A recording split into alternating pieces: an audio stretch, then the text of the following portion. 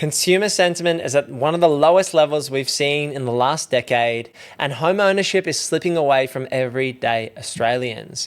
I want to talk about in this video Australia's economy, what's happening with first home buyers and established buyers, and are we going to see property prices collapse off the back of this fuel crisis, the war in Iran, and everything that's going on economically in Australia if we go into a recession? Now, the big thing for me here is that sentiment is changing. We're seeing this in the buyer's agency day to day, chatting with our mortgage brokers, chatting with selling agents. There is a lot more nervous energy moving into the market. Now, as we head into Easter, things tend to quieten down. Over the Easter weekend, which is that long weekend, there's always a dip in volume of sales, there's always a dip in activity, and then it picks back up in that next period. And what we're expecting in 2026 is a multiple race now where markets are going to be moving very differently. Pockets in Brisbane are moving very differently at this point. The luxury markets are going to start to slow down as Australia's economy slows down, but the affordable markets might continue to ramp up based on the demand for affordable properties and reasonable land sizes. Now, a survey has uncovered that 40% of Australians who are yet to own a home now reported no plans to buy whatsoever, which is an increase of 3 percentage points since last quarter and 10 percentage points since March 2025. Only 13% of respondents said they were planning to purchase within the next 12 months, down 15% in the December quarter. Now, partially, I think this is due to the government stimulating the lowest price points of the housing market by throwing out that 5% deposit scheme. I don't think anyone in the property investment or mortgage broking or buyer's agent space foresaw the government throwing that out to anyone and everyone who hadn't bought a home up to $1 million. And I'm very surprised they didn't want to stimulate the new housing stock by applying that to people only buying new houses, not established properties. What the government's done here is set a fire on the base prices of property in Australia. Now, as we move into this economic collapse, which is likely to happen, we're likely to have a recession, rates are likely to rise, 3, 4, 5 times this year based on how things are tracking. I think the big important thing is to take that zoomed out view. You'll see a lot of YouTube channels, a lot of property commentators start to catastrophize this conversation. They'll start to say, sentiment's dropped. More non-homeowners are saying they'll never break into the market. The government screwed us over. And a lot of these things might be true, but I think it's important to look at your own life and your own perspective and how you can make meaningful change in your life to break into the market, to make good investment decisions, and to have sleep at night factor. Because I was chatting with a potential client this week and they were nervous about the buffers and cash flow. And once we spent about 45 minutes running through their spreadsheets, running through their numbers, giving them peace of mind about, okay, this is how much you take home each week, each month. This is how much your lifestyle costs each week, each month. This is how much your current investment property costs you out of pocket. And then this is how much your next investment property is going to cost you. And if you've got a $3,000 a month savings rate after all of that, you've got reasonable buffers in place to take on that next investment. And so I think it's really important to take that context for your personal scenario and not to listen too much to the catastrophe out there on YouTube or podcasts or the media around the current situation. Now, don't get me wrong, no one wants to pay $4 a litre for fuel. And the thing I'm seeing with the fuel price impacts is it's going to increase the base price of constructing property. It's going to mean that your trades who want to get to site want more money because they're now driving to sites, which is costing them more. The materials coming to site are going to cost more. And this is all going to flow through to the builder's bottom line, and the builders would therefore need to charge more for build contracts in the next 12 months. Now, this means constructing a house is going to get more expensive. Constructing a house getting more expensive means the floor on property prices is going to rise, not fall, with the recession that we might be moving into and the increase in interest rates. Now, the flip side of that equation is the borrowing capacity side.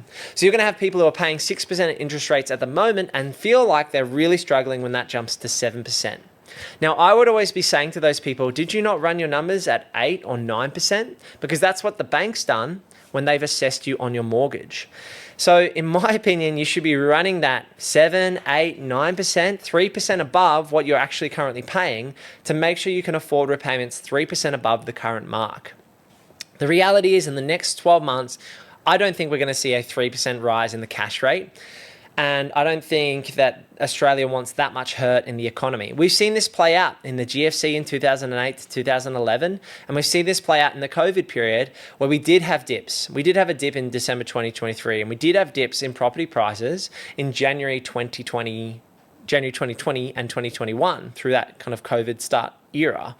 Now, the interesting thing here is it's always going to play out in cycles. So fuel prices are going to rise and people will feel that at the hip pocket. Then they're going to want more wages. Then that's going to flow through to base prices. And some people will struggle with the rate rises off the back of that, meaning that we're going to have higher unemployment and we might go into a technical recession.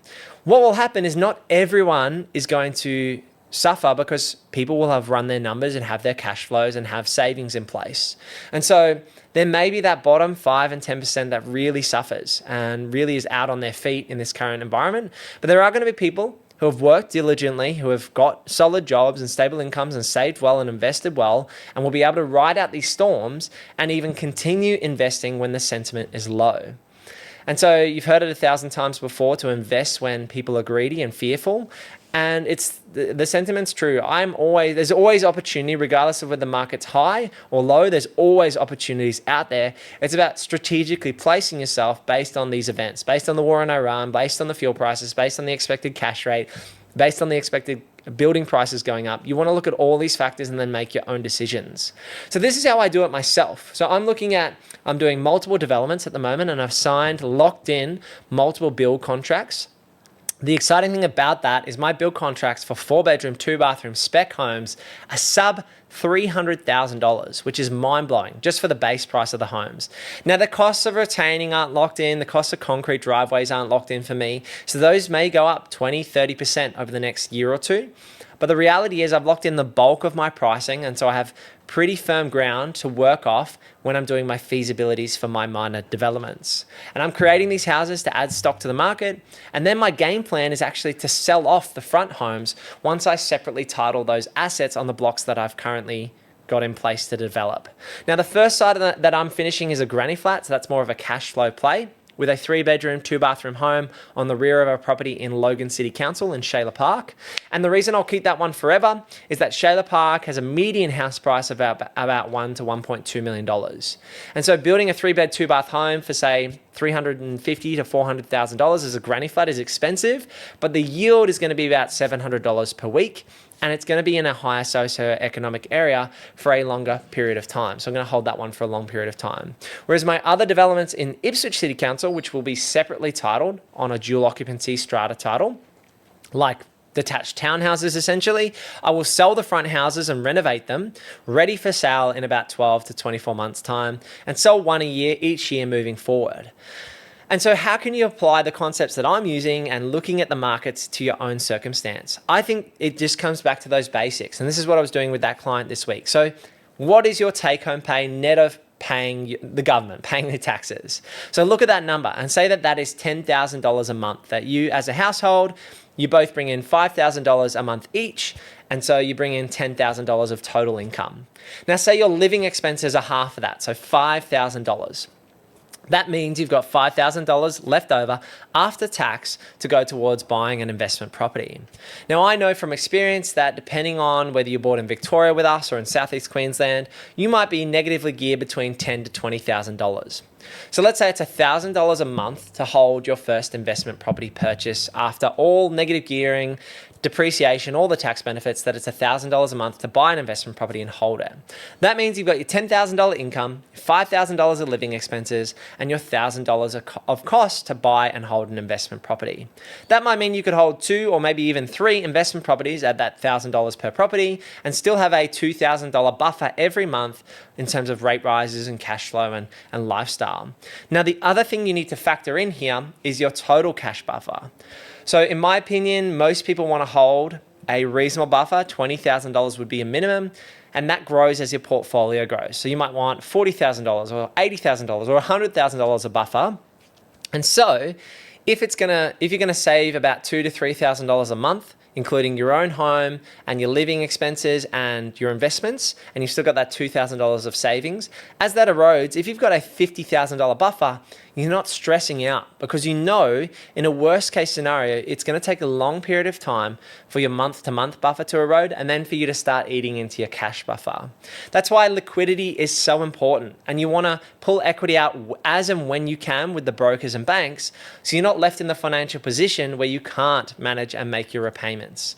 And this is why we partner with the guys at Cube Home Loans, because this is what I do personally and a lot of clients do, is create those buffers through debt, through taking out debt on your properties and parking them in offset accounts to buffer yourself through these economic storms and to give yourself options to add value through renovations or developments or town planning and DAs and stuff like that.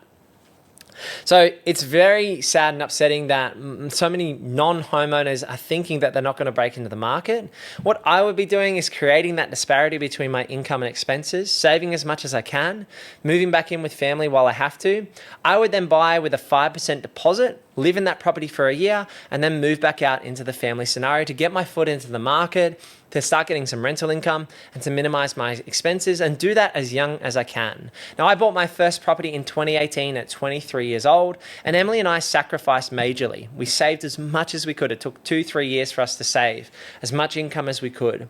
Our saving rates were definitely north of 50%, even when we were on very low incomes. And then once we bought the property, we did rent our rooms and had boarders with us, and we renovated the properties ourselves. And so it hasn't been an easy journey, but although I think it is tougher in this market, it's still possible. And I want to give you that hope that if you are one of those non-homeowners, that you can still do this. Now, you might say it was easier 5 years ago, it was easier 10 years ago. Absolutely agree with you, I do. But I don't want you to give up like some of these non-homeowners are based on the sentiment dropping. And I want you to see that there is a pathway with some diligent saving, with some hard work, and with some creative strategy that you can break into Australia's property market.